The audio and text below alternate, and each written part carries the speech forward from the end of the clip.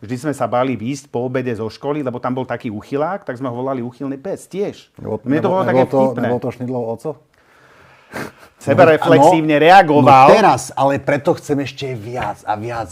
Či ho vieme ešte za niečo žalovať ďalšie? No serus, Dávid. Čau. No čo, rozbili sme toho Šnídla? Ty si ho rozbil svojou oprávnenou kritikou, ktorú ti posvetil a legitimizoval Krajský súd. Za čo sa veľmi tešíme.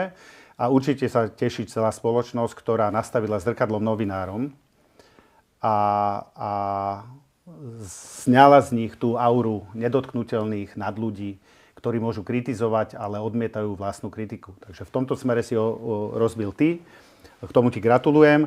A z toho právneho hľadiska sme radi, že sa nám podarilo argumentáciou presvedčiť Krajský súd a prijal v trojčlennom senáte spravodlivé a zákonné rozhodnutie, ktoré chráni slobodu prejavu a kritiku novinárov, ktorí si uzurpujú právo kritizovať iných.